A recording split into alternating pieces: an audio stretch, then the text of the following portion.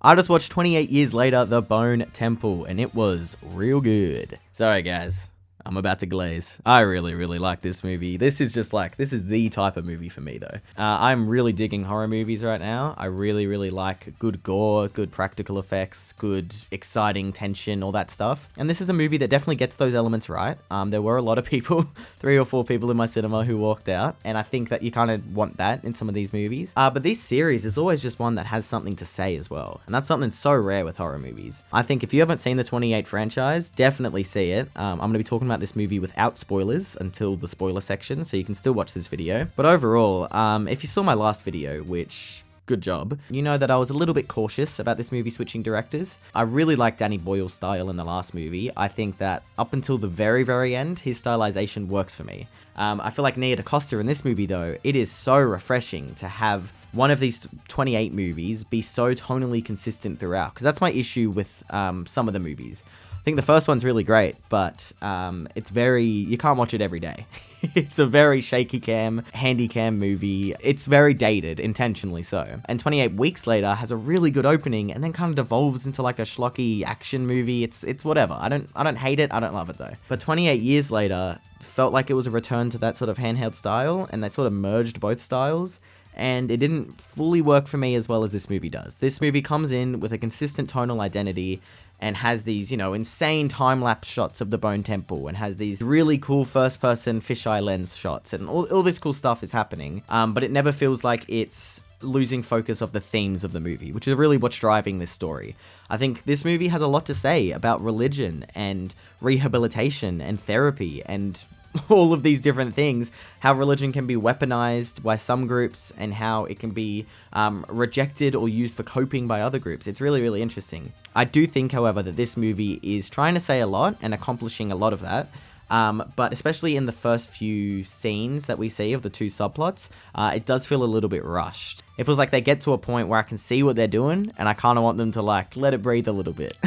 One of the subplots, which is one of my favorite parts of the movie, happens in literally the best part of it happens in like the first 10 minutes, and I just wanted it to be a little bit more spaced out. But besides that, this movie flies by in terms of pacing. You are never bored watching this movie. It goes for almost 2 hours, but it feels like it's less than 90 minutes. It's really well done. I really liked it in terms of pacing. I thought that, the story was great. You have sort of 2 stories going on at once, and one is helmed by Ralph Fiennes, who I think is fantastic in this movie, as he was in the last one, but there's even more of him in this movie. It's one of the most interesting, apocalypse characters I've ever seen, and I've seen a lot of them now.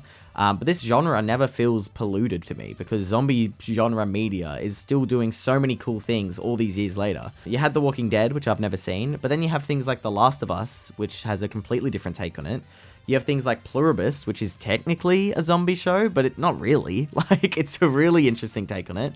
And then you have things like these movies, where the infection in this movie is so interesting. Without getting into spoilers, very interesting what they do in this movie. And then the other subplot is being led by Jack O'Connell, who, if you saw him in Sinners, you already love him, playing complicated villains. But I'd argue he's even more complicated in this movie. And some of the questions he raises about morality and about how religion and people's beliefs define them, but can also be used to manipulate others, is just insane. Really good casting, really good performance. Spike, Alfie Williams' character, is still amazing in this movie.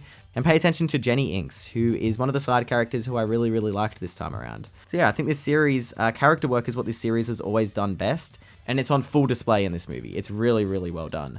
Now I am going to get into spoilers though, because there are a few specific things I want to mention, but if you want to skip to my main thoughts and conclusion and rating for this movie, please skip to the timestamp on screen. But to get into spoilers, I really like what they did with the infection this time around. I thought the Samson stuff completely worked for me.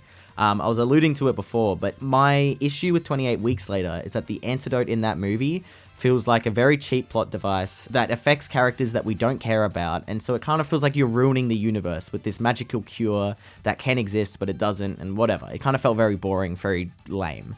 But in this movie, they make the antidote, or rather the healing process, a central tenet of the themes in this movie. Like I said before, the beginning of it is a little bit rushed, But Samson's arc by the halfway point and where you see where he's going in the movie is one of the most beautifully human things I've seen. It raises a lot of questions about memories and morality and all these things, but it's so beautiful. When you see him and Kelson's relationship with each other, I really, really enjoyed it. And it's one of my favorite, I know this is the spoiler section, but I still don't want to spoil it.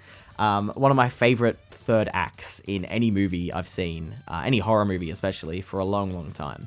And the only other spoilery thing I want to talk about is Jim at the end of this movie.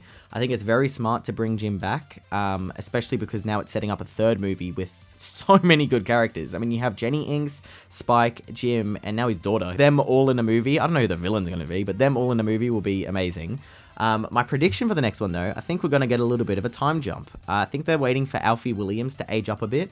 So if the next one's called 30 Years Later, I'm just going to say I told you so, alright? But now leaving spoilers, I want to give my overall thoughts for The Bone Temple. I think it is a movie that is one of those legacy sequels that comes back and gives you something interesting, gives you something to say, something that's so rare for legacy sequels, let alone horror legacy sequels, let alone a January release. It is so rare to get this type of movie. And it's kind of flopping, unfortunately. If you want to support this movie and you're remotely interested in the franchise, do a bit of a binge this week. Watch this movie in cinemas. This tells the cinemas that these are the type of movies we want. We don't want legacy sequels that have nothing to say, that repeat the last movie. We want interesting and unique things like this. So I'm going to give 28 Years Later, The Bone Temple, an easy 9 out of 10.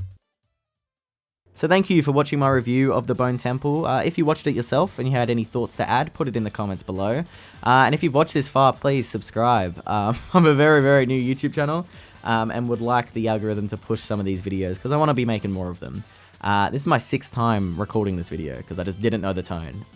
But if you liked it, leave it a like, subscribe, whatever. Do whatever you want to do. And I will see you in the next one.